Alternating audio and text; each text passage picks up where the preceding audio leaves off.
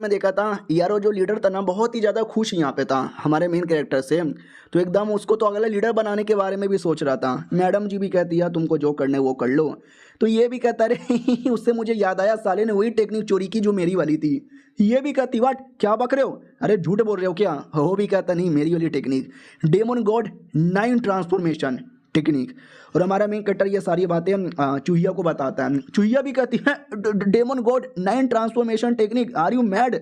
तो हमारा मेन कट्टा भी कहता क्यों, वो भी कहता क्यों यार तुझे आइडिया नहीं है ये टेक्निक कितना कमाल का है। ये टेक्निक बहुत पहले हमारे लीडर ने यहाँ पे बनाया था, जिसमें डेमोनिक बिस्टों का पावर है ना डिवोर किया जा सकता है और डिवोर करके अपनी पावर यहाँ पे बढ़ाया जा सकता है। ये टेक्निक एक अलग ही लेवल का डेमोनिक टेक्निक यहाँ पे माना जाता है। और इसमें टोटल 9 अलग अलग फॉर्मेशन होते हैं, पहले 1 फिर 2 फिर 3, धीरे धीरे तुम्हें पूरा करना यहाँ पर है। और एट द एंड तुम अगर पूरा कर लोगे ना, डेमन गॉड का भी टाइटल यहाँ पे मिल सकता है। और बहुत पहले हमारे डेमन गॉड ने बहुत सारे अलग अलग क्रिस्टल यहाँ पे तैयार किए थे, बेसिकली वही अपने आगे आने वाले जनरेशन को देने के लिए।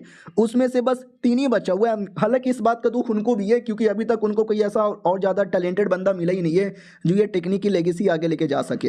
हाँ, तो देखा जाए तो तुम लकी भी हो और अनलकी भी हो। लकी इस बात का कितना गजब टेक्निक तुम्हारे हाथ में लगा है, और अनलकी इस बात का कि कोई फायदा ही नहीं, कोई फायदा ही नहीं है, बिल्कुल भी ना, नुबड़ा बेकार टट्टी जैसा, नसीबे पूरा नहीं कर पाए। तो उधर डेमन लॉर्ड भी कहता है कि ना यार मुझे उस लड़के पे पूरा विश्वास है, कुछ ना कुछ तो गजब करेगा। इधर मैडम जी भी कहती हुई देखो मुझे भी तुम पे विश्वास है, तुम गजब करोगे।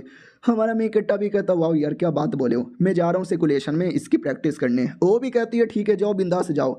हमारा मेन कट्टा भी कहता भाई दबे आपको कोई सेकुलेशन का एरिया मालूम है क्या जहाँ पे कोई मुझे डिस्टर्ब ना करे। वो भी कहती वेल ऐसा कोई एरिया या मुझे मालूम है, आओ तुम्हें दिखाती हूँ।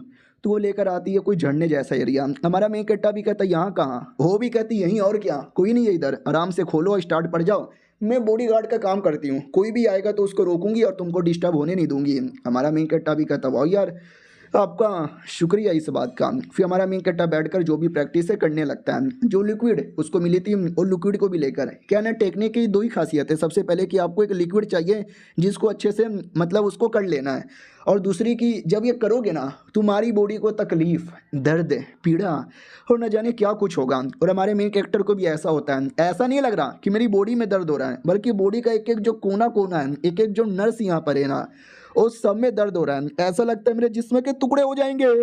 चुहिया भी कहती है अरे संभल के, देख सकते हैं हमारे मेन कट्टा की बॉडी की क्या हालत होने लग जाती है। अब आते भाई एक फीमेल डेमन पे, जो नौकर था वो किसी का वेट कर रही थी, उसकी मालकिन आ जाती है, वही नकाब वाली जो हमारे मेन कट्टा को ब्लैकमेल करके आ रही थी। नौकरानी भी कहती हो फाइनली अब चली आई, क्या हुआ एनी प्रॉब्लम। वो भी कहती ना ना कुछ प्रॉब्लम नहीं, और जो काम करने गई थी वो काम भी पूरा नहीं हुआ। और सोचो ये लड़की कौन थी, अभी ये वाली लड़की, क्या नाम था, लुओ चैन। अरे जिसने हमारे मेन कट्टा को एपिसोड 2 या 3 के अंदर बुद्धू बनाकर पैसे लूट लिए थे ज़ॉम्बी के बचाने का। नौकरानी भी कहती क्या हुआ आज इतना शर्मा क्यों रही हो। वो भी कहती अरे मैं नहीं शर्मा रही यार, बिल्कुल भी ना, साला उस कुत्ते ने गलत किया, मेरे बड़े बड़े अरमानों को कैसे एकदम दरिंदे की तरह पकड़ यहाँ पे लिया था, गंदा किया उसने मेरे साथ, छोड़ूंगी नहीं अगली बार। इधर हमारे में कट्टा की ओर आते हैं, जिसका फाइनली पहला स्टेप पूरा हो जाता है और अपना शक्ल जैसे पानी में देखता है ना, देखते ही डर जाता है, कहता मम्मी ये क्या हो गया मुझे। भाई लिटरली बॉडी के अंदर का जो पार्ट होता है ना, दिल, हड्डी, फेफड़ा, गुर्दा, सब दिख रहा था।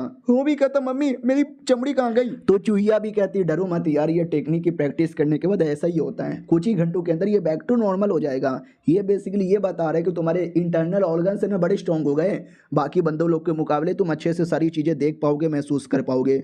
हमारा मेन कट्टा भी कहता अच्छा मेरी बॉडी काफ़ी गरम गरम लग रही है, जैसे कि अंदर ही अंदर आग लगी हुई है बहुत ही ज़्यादा।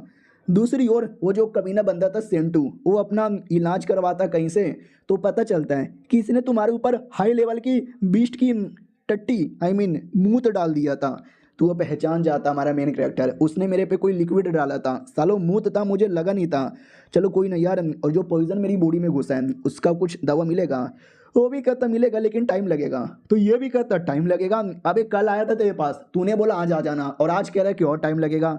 वो भी कहता सुन ये तेरे बाप का एरिया नहीं है, मेडिसिन हॉल है और मैं मेडिसिन हॉल का एक डॉक्टर हूँ, बदतमीजी ना, वो भी कहता ठीक है भाई, बदतमीजी नहीं, गलती से हो जाता है। वो भी कहता चलो कोई ना यार, मेरे पास एक छोटा सा दवा है जिससे थोड़ा सा मेंटेन हो जाएगा, मेन जो पॉइजन का दवा है ना तुझे बाद में मिलेगा, जब तक काम चला ले। वो भी कहता या काम चला रहा हूँ। एक तो पहले उस लड़के ने कह के ले ली, फिर जो डॉक्टर लोग हैं वो भी इतना अजीब अजीब सा बर्ताव कर रहे हैं। साले देखना मैं किसी को नहीं छोड़ूंगा, सबसे अपने अपमान का बदला लेके ही रहूंगा। और हमारे में कट्टा का क्लोन नज़र रख रहा था, क्योंकि ये बंदा मेरा दुश्मन है और कुछ भी हो जाए मुझे इसको जान से मारना है, तो इसके ऊपर नज़र तो रखनी पड़ेगी ना। और नज़र रखते रखते क्लोन गायब, क्योंकि एक लिमिट होती है ना, जितना हमारे मेन कट्टा का पावर का लिमिट सह पाएगा क्लोन उतने समय के लिए मेंटेन हो पाएगा, और लिमिट अभी कम है। ओ माय गॉड यार, चलो कोई ना यार, जो भी है ठीक है, थोड़ा थोड़ा उसके बारे में पता करूँगा और एक न एक दिन मौका मिलेगा जब उसकी जान यहाँ पे निकालूंगा और बदला और बदला और बदला लेके रहूंगा। फिर हमारा मेन कट्टा जैसे सेट में लौटता है तो छोटी बच्ची भी कहती है अरे फाइनली आप मिल गए, कब से मैं आपको ढूंढ रही थी।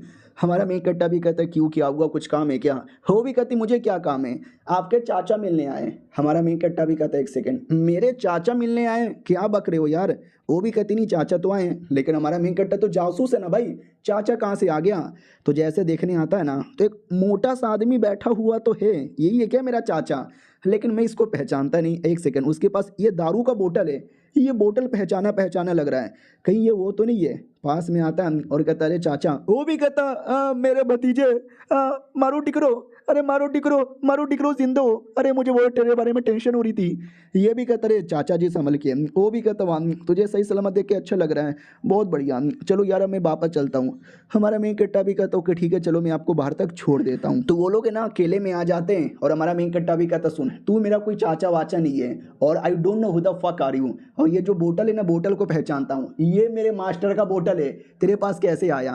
वो भी कहता श्याम जी टेंशन काहे को लेते हो श्याम जी, चांगयू मेरा नाम है और मैं जासूस हूँ श्याम जी, आपसे पहले ये सेट में जासूसगिरी का काम कर रहा था श्याम जी, अभी अभी खबर मिला कि आप भी गलती से यहाँ पे फंस गए हो श्याम जी, तो आपसे मिलने आ गया श्याम जी।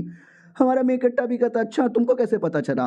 वो भी कहता है वो जो लड़की थी ना शाब जी, जिसको आपने बचवा लिया था शाब जी, इसके लिए शाब जी, समझे कि ना समझे शाब जी। हमारा मेन कट्टा भी कहता अच्छा इसी बात है क्या। वो भी कहता यार शाब जी आप गलती से जासूस बन गए थे ना शाब जी, लेकिन सेट वालों ने ऑफिशियली आपको एक जासूस का मिशन दे दिया शाब जी, अब से आपका नाम हो जाएगा हमजा। हमारा मेन कट्टा भी कहता क्या बक रहे हो, ये मुसलमान नेम कहाँ से आ गया। वो भी कहता सॉरी शाब जी गू सिंह आपका नाम है। हमारा मेन कट्टा भी कहता या ये चलेगा, और ये चैप्टर यहीं पे ख़त्म हो जाता है, यानी अब वो ऑफिशियल जासूस बन गया। लेट्स सी क्या होता है। हम मिलते हैं किसी और वीडियो में, जब तक के लिए बाय बाय।